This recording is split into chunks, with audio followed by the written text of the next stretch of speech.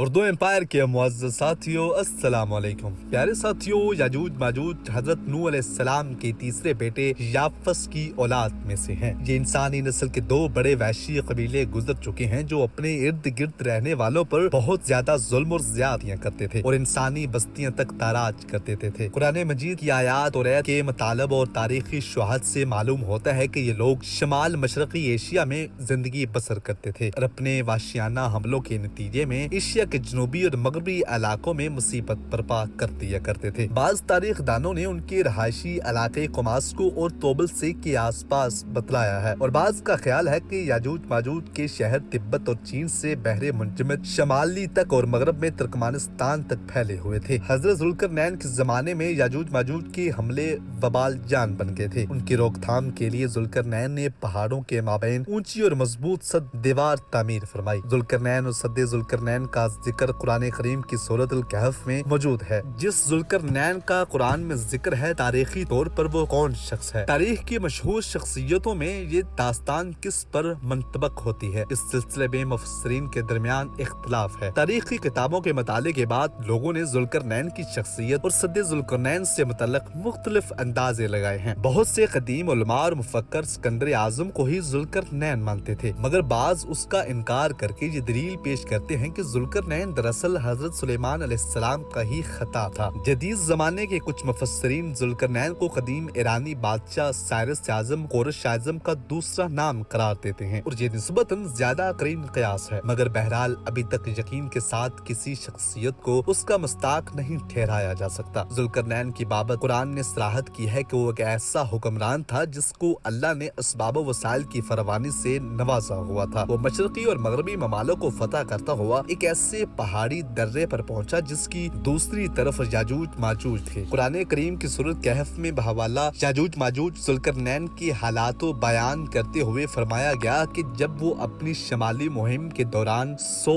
दीवारों पहाड़ों के दरमियान पहुंचा तो वहाँ उसे एक ऐसी कौम मिली जिसकी जबान नाकाबिले फहम थी। तहम जब तर्जमान के जरिए गुफ्तगू हुई तो उन्होंने अर्ज किया कि याजूज माजूज इस जमीन पर फसाद चाहते हैं, लिहाजा तू हमारे और उनके दरमियान एक दीवार तमीर करते। चनाचा फिर जुल्करनैन ने उस कौम को याजूज माजूज की जलगार से बचाने के लिए दीवार बनाई और जो दीवार बनाई गई वो कोई ख्याली और मानवी नहीं बल्कि हकीकी और हिस्सी है, जो कि लोहे और पिघले हुए तांबे से बनाई गई थी, जिससे वक्ती तौर पर याजूज माजूज का फितना दब गया। जब ये दीवार तामीर हो गई तो जुल्करनैन ने अल्लाह का शुक्र अदा किया जिसने ये दीवार बनाने और लोगों को आए दिन की परेशानियों से निजात दिलाने की तौफीक बख्शी, मगर साथ ही लोगों को ये भी बतला दिया कि ये दीवार अगरचा बहुत मजबूत और मुस्तहकम है, मगर ये लाजवाल नहीं। जो चीज भी बनी है बिलाखिर फना होने वाली है और जब मेरे रब के वादे का वक्त करीब आएगा तो वो उसकी पेवंद खाक कर देगा और मेरे रब का वादा बरहक है। रही बात सद्दे जुल्करनैन कहाँ वाक़या है तो इसमें भी इख्तलाफात हैं, क्योंकि आज तक ऐसी 5 दीवारें मालूम हो चुकी हैं जो मुख्तलिफ बादशाहों ने मुख्तलिफ इलाकों में मुख्तलिफ अदवार में जंगजुओं कौमों के हमलों से बचाव के लिए बनवाई थी। उनमें से सबसे ज्यादा मशहूर दीवार चीन है, जिसकी लंबाई का अंदाजा 1200 मील से लेकर 1500 मील तक लगाया गया है और अब तक मौजूद है। लेकिन वाज़ेह रहे कि दीवारें चीन लोहे और तांबे से बनी हुई नहीं है और ना वो किसी छोटे कोहस्तानी दर्रे में है, वो एक आम मसाले से बनी हुई दीवार है। बाज का इसरार है कि वही दीवारें मारब है जो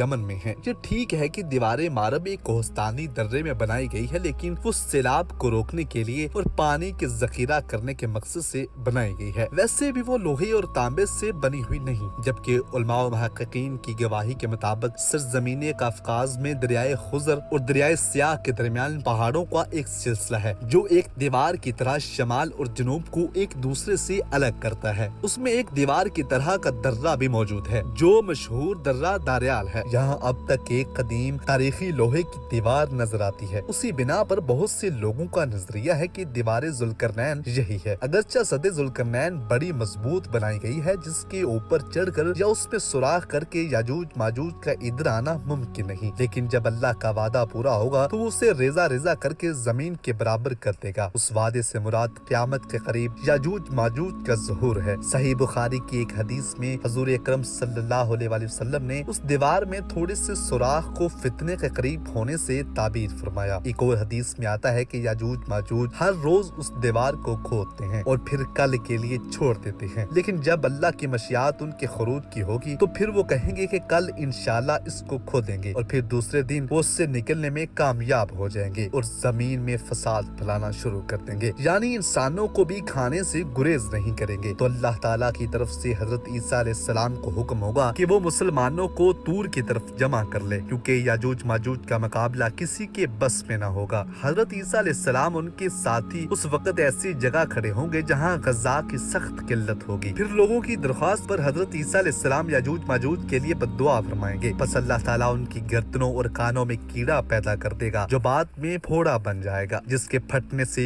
ये हलाक होना शुरू हो जाएंगे। उनकी लाशों से एक बालशित जमीन भी खाली ना होगी और हर तरफ उनकी लाशों की गंदी बू फैल जाएगी। फिर ईसा इब्ने मरियम दुआ करेंगे कि अल्लाह जल्लो शाना ऊंट की गर्दन बराबर परिंदे भेजेंगे जो उनकी लाशों को उठा कर जाने कहाँ फेंक देंगे। फिर एक बारिश होगी जिससे कुल जमीन साफ शफाफ हो जाएगी और हर तरफ हरियाली और खुशहाली होगी।